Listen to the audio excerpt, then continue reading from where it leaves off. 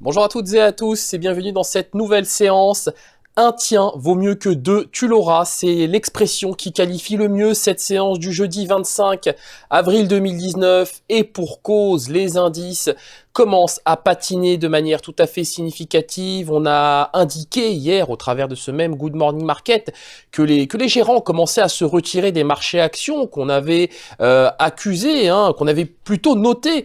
Eh bien, le retrait de flux net de l'ordre de 1,1 milliard de dollars sur les marchés actions. Donc l'argent se retire des marchés actions pour aller s'investir sur les marchés obligataires. Ça se traduit aujourd'hui eh bien par des marchés qui sont tout simplement topiches. Ça se constate sur le DAX, ça se constate sur le CAC 40, bien qu'il y ait quand même une certaine dichotomie entre les deux indices, puisque le DAX 30 continue d'évoluer sur des niveaux tout à fait significatifs, alors que le DAX 30, lui, corrige de manière un peu plus prononcée. Passons tout de suite au calendrier économique de ce jeudi 25 avril. Alors vous allez voir qu'il est peu chargé, mais qu'il y a des éléments assez importants dont il faut garder à l'esprit. Je pense bien sûr aux commandes de biens durables au titre du mois de mars, statistique attendue ce jour à 14h30, les inscriptions hebdomadaires au chômage, toujours 14h30, et aussi le discours de Luis de Guindos, donc le vice-président de la Banque Centrale Européenne, discours qui aura son importance, d'autant qu'on a vu des mouvements assez importants sur cette paire euro-dollar qui s'affiche à l'écran. Vous l'avez vu, elle a rallié au plus bas de la séance aujourd'hui, et même hier, le niveau des 1,1135 $ pour 1 euro. Alors, pas de surprise de notre côté, puisque c'est quelque chose que nous anticipions déjà depuis la semaine dernière. Nous discutions, pour rappel, d'un retour sur le niveau des 1,12 à même 1,1180, donc c'est désormais chose faite. Pour le moment, on anticipe une phase de consolidation à venir sur cette paire euro-dollar, sur la fourchette 1,1150, 1,12 $ pour 1 euro. Donc phase de consolidation à court terme, avant pourquoi pas une nouvelle correction en direction des 1,11 cette fois-ci, 1,11 à même peut-être un 10 $ pour 1 euro, mais bon, ça c'est plus dans l'idée d'une perspective à moyen terme sur cette paire euro-dollar. Le Dow Jones qui lui poursuit sa correction, donc sur le plan technique il y a peu de choses à dire, tant la toile de fond redevient baissière à court terme, précisons-le. On a des prix qui sont capés par les moyennes mobiles à 7 et 21 périodes, donc 21 périodes courbe blanche, 7 périodes courbe bleue. Qu'est-ce qui explique la correction? Eh bien, c'est bien évidemment Caterpillar qui a fait état de très bons résultats hier, d'ailleurs des résultats supérieurs aux attentes, mais attention, le CFO, donc le directeur financier du groupe Caterpillar, a indiqué au cours d'une conférence téléphonique que le groupe perdait de plus en plus de parts de marché en Chine. Donc c'est bien évidemment quelque chose qui va faire plaisir à Donald Trump dans un contexte de négociation commerciale sino-américaine.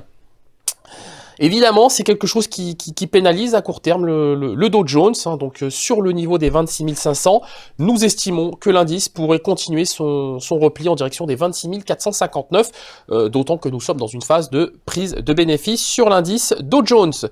La paire USD-Yen qui elle aussi poursuit son ascension, bien qu'on consolide sous la résistance des 112,17 yens pour 1 $.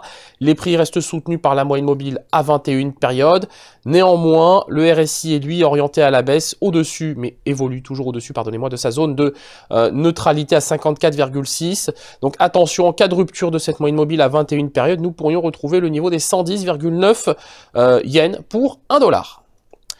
Le pétrole, on a fait état hier sur le marché du pétrole d'une augmentation des stocks de pétrole aux États-Unis.